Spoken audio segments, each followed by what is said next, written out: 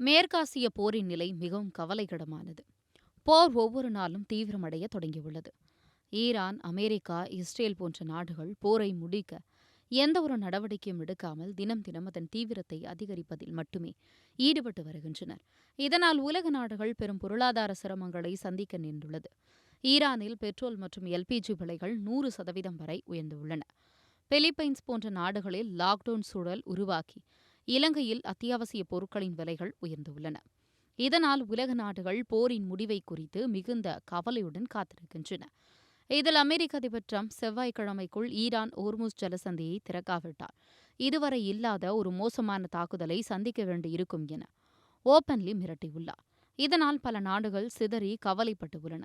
ஆனால் ஈரான் இதற்கு மாறாக டிரம்பை சற்று மிதமான முறையில் கிண்டல் செய்து தாக்குதலை எதிர்கொள்வதில் எச்சரிக்கையுடன் இருக்கிறது. மேலும் ஜிம்பாப்வேயில் உள்ள ஈரான் தூதரகம் ஓர்முஸ் ஜலசந்தியை திறக்க தேவையான சாவியை நாங்கள் தொலைத்துவிட்டோம் என கூறி அமெரிக்கர்களின் கோபத்தை அதிகரித்துள்ளது.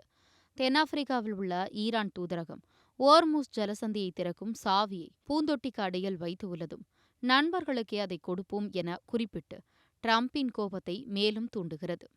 கடந்த 28 பிப்ரவரி அன்று அமெரிக்கா மற்றும் இஸ்ரேல் இணைந்து ஆபரேஷன் எபிக் ஃபியூரி என்ற பெயரில் தீவிர ராணுவ தாக்குதலை தொடங்கி ஈரான் நாட்டு தலைவர் அயதுல்லா அலி காமேனி, பாதுகாப்புத்துறை செயலாளர் மற்றும் ராணுவ தலைமை அதிகாரிகள் உட்பட பலர் கொல்லப்பட்டனர். தற்போதைய நிலையில் காமேனியின் மகன் முஜ்தபா காமேனி தலைமையிலான நிர்வாகம் காயமடைந்த நிலையில் இருக்கிறது. இதனால் ஈரானை வழிநடத்துவது யாரென தெரியாமல் போயுள்ளது. இதற்கிடையில் பாகிஸ்தான் மேற்கொண்ட அமைதி பேச்சுவார்த்தை தோல்வியடைந்தது. ஈரான் அந்த முயற்சியை ஏற்க முடியாது என கூறியதால் போர் இன்னும் சில வாரங்கள் தொடரும் என தெரிகிறது. அடுத்தடுத்த படிநிலைகள் எவை என சொல்ல முடியாத நிலையில் உலகம் தீவிர கவலையுடன் இருக்கிறது.